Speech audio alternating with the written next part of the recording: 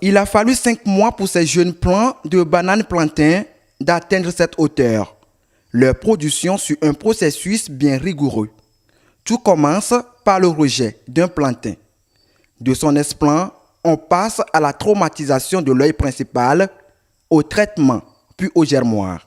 Ce sont les petits plantules qu'on va mettre sur les pots. Ce sont ces plantules qu'on élève dans le germoir que nous avons aujourd'hui ici, qui sont prêts après les 5 mois à être plantés au champ. De plus en plus, l'unité technique Café Cacao de l'ICAT produit des pépinières du plantain aux demandeurs. La production a atteint plus de 70 000 cette année. Dans des champs, les plants sont utilisés à des fins diverses. Il a fallu alors adopter la technique PIF pour multiplier rapidement et en masse les plantains et avoir des jeunes plants en nombre suffisant. Nous donnons ces plants de plantains-là aux producteurs de cacao, premièrement. Donc pour associer au cacao, pour que les plantains servent de plants d'ombrage au cacao. Mais nous avons constaté que de plus en plus, les gens sollicitent ces plantains pour faire de la culture en pur, comme la parcelle dans laquelle nous sommes ici. Ici, c'est une culture en pur, mais associée au maïs, pour que le temps que les plantains arrivent à maturité, que les gens puissent vivre du maïs.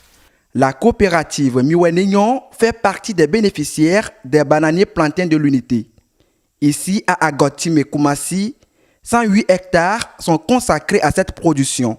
Pour son installation, la coopérative a bénéficié du soutien du programme d'appui aux populations vulnérables à travers l'UTCC. L'ICAT et l'UTCC nous ont beaucoup soutenus. Engrais, plantains et bien d'autres. Et nous jouissons déjà des fruits de notre plantation. Seulement, sur 108 hectares au début, notre plantation ne s'étend aujourd'hui que sur 80 hectares à cause des inondations. Nous avions réuni en une grande coopérative que nous appelons la COPCA, entendu la coopérative avec conseil d'administration, qui compte aujourd'hui 170 membres, dont 60 femmes. Donc c'est l'effectif là qui évolue actuellement sur la ZAP de Pouyaran. Donc étant donné que ces coopératives sont des coopératives de production vivrière, alors très rapidement, on a pensé avec l'appui des partenaires à travers le gouvernement, introduire la banane plantée pour permettre d'accroître leurs revenus. La coopérative a du mal à réussir la culture en pur à cause des chenilles légionnaires.